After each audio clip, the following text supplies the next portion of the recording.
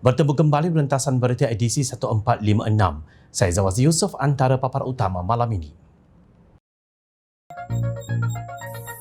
Kepala Bapak Hang pembohong nombor 1 negara. Menang sorak kampung tergadai. Sistem busuk yang perlu diperbetulkan. Bila kaki mencarut, diangkat menjadi pemimpin.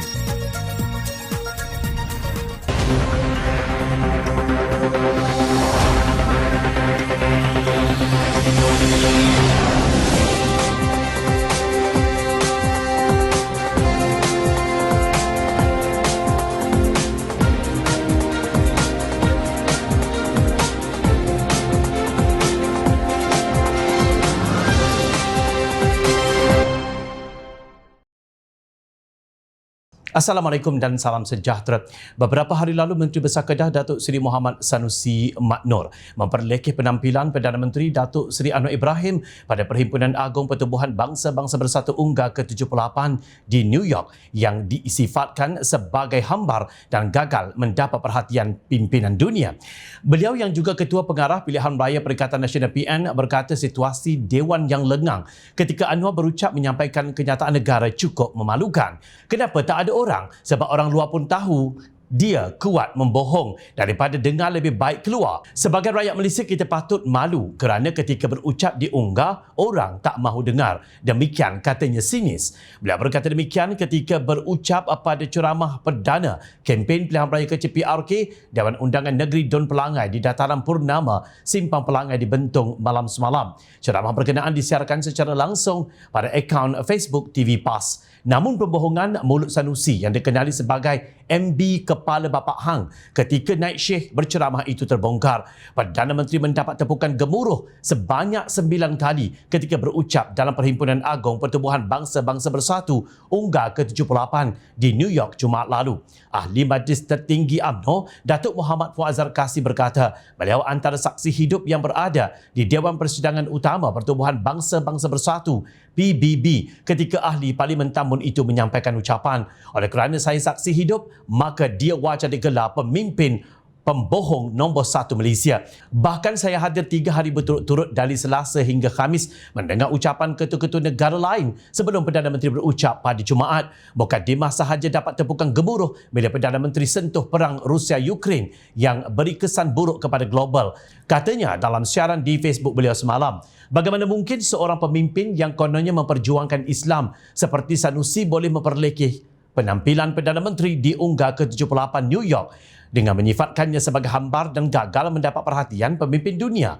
Ujar Muhammad Puat sepanjang 15 minit berucap, Anwar sempat menyentuh isu semasa melibatkan perang Rusia-Ukraine, Palestin, Myanmar, Islamofobia, pelan hala tuju rendah karbon dan tenaga boleh diperbaharui oleh Malaysia serta rasisme bentuk baharu. Ketika Presiden Iran berucap, dia mengangkat Al-Quran tetapi tidak ada sesiapa yang tepuk tangan. Ucapan Presiden Amerika juga tiada sambutan daripada perwakilan. Perdana Menteri New Zealand beritahu dia rasa lega kerana orang ketiga berucap selepas Anwar. Dia rasa tenggelam jika berucap selepas Anwar. Ternyata Sanusi kaki fitnah, apatah lagi guna gambar-gambar tanpa usul periksa. Saya rakam banyak foto yang saya lampirkan, ujarnya. Jadi di sini persoalannya, apa tujuan Sanusi berbohong dengan kenyataan sedemikian sebelum ini? Adakah kerana ingin memperlihatkan kononnya Perdana Menteri gagal mendapat perhatian dunia? Atau ingin menyatakan bahawa jika delegasi Malaysia itu diwakili oleh Tan Sri Mahyadin atau Tan Sri Abdul Hadi Awang barulah mendapat sambutan? Kenapa Sanusi dan Puak Perikatan Nasional tidak pernah sedar diri? Kenapa setiap kali berkempen pilihan raya, puak-puak ini suka sangat menabur fitnah dan bercakap ikut sedap mulut? Jawapannya mudah. Ia kerana setiap kali ulama berbohong, setiap kali itulah tepukan gemuruh para walaun bergema. Setiap kali Tuan Guru mengangkat suara memfitnah, setiap kali itulah takbir dilaungkan oleh penyokong jahil mereka. Kononnya membela agama. Kesesatan apakah ini? Belum pernah lagi kita dengar idea atau usaha pembangkang untuk memajukan negara dan juga rakyat. Sebaliknya, kita hanya mendengar ulama bercakap kotor, memfitnah, tebuk atap, terlibat rasuah, hina sultan dan sebagainya. Teringat pada satu pesanan ulama muktabar dunia, Syekh Abdullah bin Bayyah yang pernah berkata, ulama yang tidak menyeru kepada keamanan dan kasih sayang adalah satu ancaman dan dia bakal mengundang bahaya dan bencana yang besar kepada masyarakat. Fikirkanlah. Sejak langkah syaratan diwujudkan perubahan kerajaan melalui tebuk atap sehingga berakhir pemerintahan kerajaan gagal Perikatan Nasional PN selama 33 bulan, apa perancangan ekonomi yang dibuat yang menjadi ingatan rakyat? Jawapannya tiada. Sedarkah kita kerajaan perpaduan berjaya menurunkan inflasi dalam tempoh 7 bulan? Mampukah Presiden PAS Tan Sri Abdul Hadi Awang atau Presiden Bersatu Tan Sri Mahathir Yassin berbuat demikian? Faktanya, kerajaan perpaduan telah berjaya menurunkan inflasi kepada 2.4% dalam tempoh 7 hingga 8 bulan. Tetapi adakah Presiden PAS atau Presiden Bersatu memiliki rancangan ekonomi mereka sendiri? Adakah PN mempunyai sebarang perancangan? Jawapannya sama. Tiada. Menteri Ekonomi Rafizi Ramli mendakwa PN tiada perancangan dan hala tuju ekonomi jelas menyebabkan gabungan itu gagal mentadbir negara sepanjang tempoh 33 bulan. Timbalan Presiden PKR itu berkata keadaan tersebut berbeza ketika pembentukan kerajaan perpaduan apabila 25 bilion ringgit pelaburan masuk bagi projek peralihan tenaga boleh diperbaharui. Rafizi Ramli berkata pasaran saham juga melonjak 80 mata bersamaan hampir 1 bilion ringgit dalam tempoh seminggu selain penurunan kadar inflasi dalam pentadbiran Pakatan Harapan dan Barisan Nasional. PN mahu kritik macam mana lagi sebab perancangan kita bagus. Zaman mereka 33 bulan satu perancangan pun tak ada. Satu sektor baharu pun tidak boleh diwujudkan. Akhirnya dia akan ulang benda yang sama, memperbodohkan rakyat terutamanya orang muda sebab sampai sekarang dia tiada jalan mahu kritik ekonomi madani katanya. Ketika ini siang malam mereka bercakap tentang harga ayam itu dan ini. Tetapi adakah mereka pernah beritahu anda apa yang mereka akan lakukan? PN khasnya PAS tiada keupayaan menangani kadar kemiskinan dan keluaran dalam negara kasar KDNK di negeri yang ditadbir mereka. Jadi anda rasa mereka mampu buat untuk sebuah negara? Buktinya KDNK Selangor berjumlah 430 bilion ringgit, 14 kali lebih tinggi daripada Kelantan yang hanya 30 bilion ringgit. Perbandingannya mudah dan ia sangat jelas. Dalam walaun dan penyokong PN meronta-ronta dengan kos sara hidup, ada sesuatu yang berlaku di negeri takbiran PAS di Parlimen Tuan Presiden PAS sendiri. Pejabat Majlis Daerah Marang di Terengganu sukacita memaklumkan kenaikan kadar sewa di Pasar Baru Pekan Wakaf Tapai sehingga mencecah 230% bagi tapak sayur dan juga ikan. Dokumen makluman kepada para penyewa premis terbabit bertarikh 5 September iaitu kurang sebulan, Perikatan Nasional PN yang dikepalai PAS menyapu bersih 32 kerusi Dewan Undangan Negeri Don Terengganu pada pilihan raya negeri PRN. Notis sama memberitahu tindakan menaikkan kadar sewa itu diputuskan dalam mesyuarat pada 21 Mei lalu. Menurut pihak berkuasa tempatan PBT di bawah kerajaan PAS tersebut, kenaikan yang melibatkan semua kategori premis perniagaan itu berkuat kuasa 1 Oktober depan. Berdasarkan kadar baru sewa itu, tapak sayur dan ikan mengalami kenaikan melambung melebihi 3 kali ganda iaitu daripada RM30 kepada RM100. Sementara itu, tapak daging pula naik RM20 kepada RM50, manakala kios yang berkeluasan 10 darab 8 kaki naik RM20 kepada RM170. Kadar baharu sewa bagi dua jenis ruang pejabat mengikut keluasan pula masing-masing naik RM50 kepada RM250 dan RM200. Sesudah itu rata-rata menyifatkan kenaikan berganda ketika kebanyakan rakyat masih bergelut dengan bebanan kos sara hidup sebagai hadiah kemenangan besar PAS untuk rakyat di Terengganu. Alhamdulillah, inilah hadiah terbaik untuk rakyat Terengganu, terutamanya peniaga-peniaga kecil yang nampaknya sangat terbela dengan kemenangan sapu bersih yang menjadi kebanggaan para walaun. Tahniah Kerajaan PAS Terengganu. Inilah langkah terbaik dalam memulihkan ekonomi rakyat. Kenaikan 230% itu kelihatannya masih rendah untuk hadiah kemenangan bersih PAS di Terengganu. Kenapa mangsa-mangsa yang terlibat diam membisu? Jawapannya mudah, menyesal dan malu. Menang sorak Kampung Tegadai. Saya tidak terlalu mengambil berat tentang legasi yang akan ditinggalkan, tetapi saya rasa apa yang penting adalah kita buat yang terbaik. Dalam wawancara bersama Fortune, sebuah majalah antarabangsa yang berpusat di Amerika Syarikat, Perdana Menteri Datuk Seri Anwar Ibrahim berkata beliau tidak terlalu memikirkan tentang legasi yang akan ditinggalkannya kelak kerana matlamat utama adalah untuk memastikan rakyatnya berada dalam keadaan yang lebih baik daripada ketika dia mula-mula memegang jawatan itu. Anwar berkata apabila rakyat mengingatinya sebagai Perdana Menteri, beliau mahu legasinya dikenali sebagai pemimpin yang mendorong Malaysia untuk berusaha ke arah masa depan yang lebih baik. Saya yakin negara ini mempunyai kemampuan yang besar untuk muncul sebagai ekonomi yang berdaya maju, berjaya membangun atau ekonomi sedang pesat membangun. Dan saya fikir kita hanya perlu fokus pada itu. Saya agak realistik, katanya dalam satu temu bual bersama Fortune edisi Oktober dan November majalah itu. Anwar yang juga Menteri Keuangan menambah beliau mahu pemimpin antarabangsa melihat Malaysia sebagai sebuah negara yang mempunyai potensi untuk menjadi pemain penting dalam ekonomi global. Kami telah berada di sini tampuk pemerintahan untuk tempoh lebih 6 bulan dan anda boleh melihat Malaysia dari sudut disiplinnya, tumpuannya dan trend pelaburan daripada pelabur-pelabur asing. Malah dalam isu tadbir urus terdapat beberapa perubahan yang telah dicapai dan saya fikir jika kita boleh meneruskan dan mengekalkan usaha ini, kita boleh pergi lebih jauh, katanya. Ketika ditanya tentang kemungkinan berdepan kegagalan, Perdana Menteri bertegas tiada sebab untuk terlalu bimbang tentang kegagalan sekiranya mereka benar-benar melakukan yang terbaik. Kami telah berada di sini dan kami telah gagal pada masa lalu, tetapi kami telah belajar dan mempunyai kerendahan hati untuk mengakui keterbatasan kami pada masa lalu. Sekarang adalah masa untuk kita melaksanakannya. Jika anda melakukan perkara yang betul dan anda tahu apa yang busuk dalam sistem anda, ia perlu diperbetulkan. Saya fikir tidak ada sebab, malah tiada sebab untuk terlalu bimbang tentang kemungkinan kegagalan, ujarnya. Dengan ketegasan dan cita-cita besar susuk tubuh yang bernama Datuk Seri Anwar Ibrahim, ketegasan dan karisma yang dimiliki Malaysia kini berada di landasan yang tepat untuk muncul sebagai sebuah negara ekonomi yang kuat dan teguh di rantau ini dalam tempoh 10 tahun akan datang. Ketua Setiausaha Negara Tan Sri Muhammad Zuki Ali berkata, menerusi kerangka ekonomi madani, kerajaan turut mensasarkan ekonomi negara berada di kedudukan antara 30 terbesar di dunia.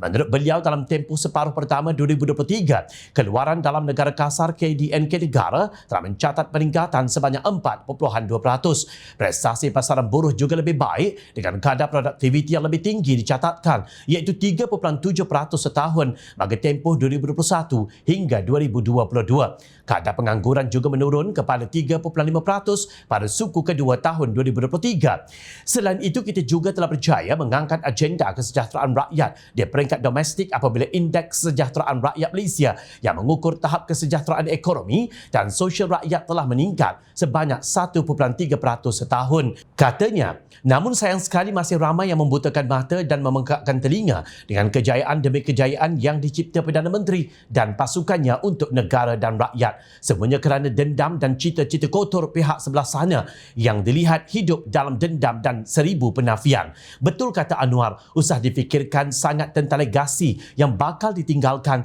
tetapi sentiasa berusaha untuk membuat sesuatu yang terbaik. Selamat maju jaya Malaysia.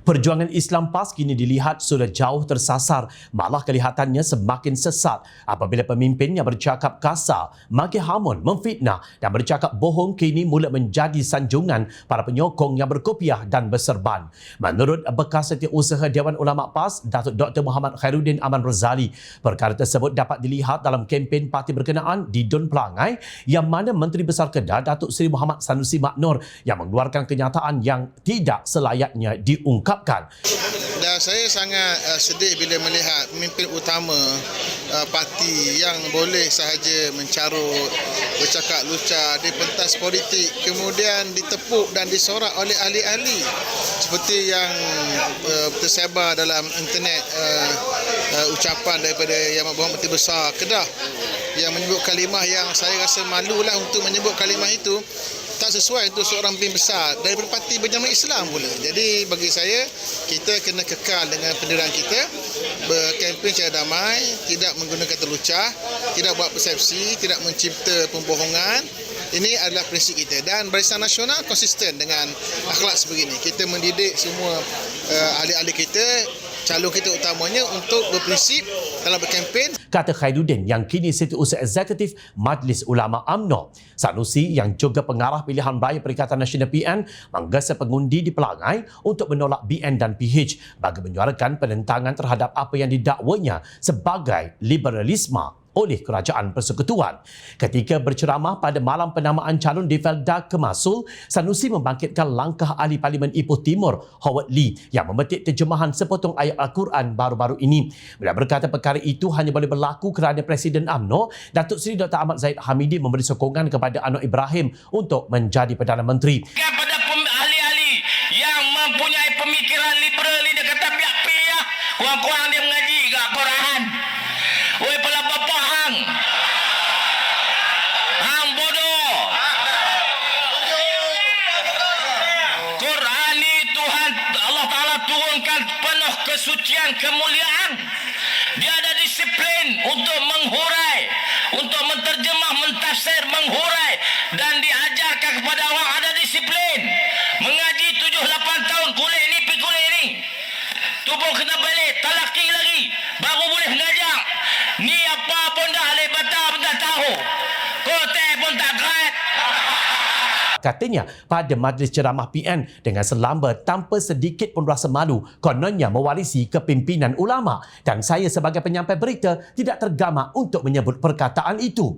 Mengulas lanjut, Khairuddin berkata PAS kini sudah tidak menggambarkan akhlak Islam apabila membenarkan pemimpin mereka melontarkan kata-kata yang tidak sopan. Bagi saya PAS sangat jauh lari daripada prinsip Islam. Islam ada akidah, syariat dengan akhlak. Akidahnya banyak tersasar dari sudut tentang isu syurga dan neraka, menyamai pemikiran yang bukan ahli sunnah wal jamaah, pemikiran takfiri, mengkafirkan yang berbeza dengan kita. Dari sudut syariat pula banyak yang dilanggar. Katanya lagi, dalam membidas kenyataan dikeluarkan Sanusi yang mencarut dan mengeluarkan perkataan lucah itu, Setiausaha Agung UMNO Datuk Dr. Ashraf Wajdi Dusuki berkata, bercakap dengan Firaun yang jelas sesat pun Allah Subhanahu Wa Taala menyuruh menggunakan perkataan yang lembut dan baik. Ashraf seterusnya mengambil teladan kisah Nabi Musa dan Nabi Harun yang mana Allah Subhanahu Wa Taala mengarahkan baginda bertemu Firaun bagi menjelaskan maksudnya. Allah bagi arahan kepada Nabi Allah Harun, Nabi Allah Musa. Kata Allah, izhaba ila Fir'aun innahu tagha. Kamu pergilah bertemu dengan Fir'aun. Menghadap Fir'aun. Sesungguhnya dia adalah orang yang sesat. Tagha. Tetapi Allah kata apa? Faqula lahu qawlan layyina la'allahu yatadhakkar aw yakhsha. Tetapi bila kamu bertemu dengan Firaun ini, kata Allah, bercakaplah kamu, berkata-katalah kamu kepadanya dengan menggunakan perkataan yang qawlan layyina, perkataan yang lembut, yang baik. Allah tak kata guna caci maki.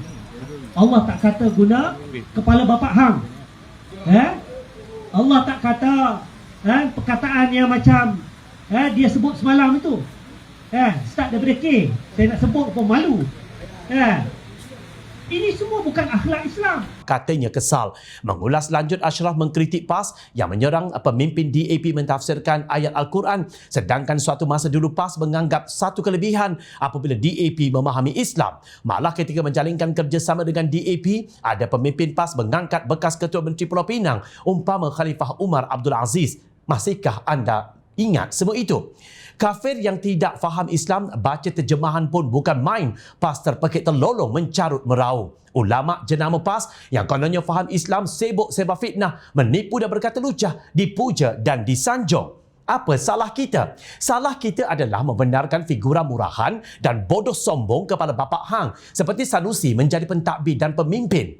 Apalagi bila diangkat atas tiket dan label Islam. Tidakkah para pengundi yang mengangkat pemimpin sebegini merasa bersalah? Ia amat menjengkelkan dan memalukan. Ingat, rakyat sentiasa memerhati.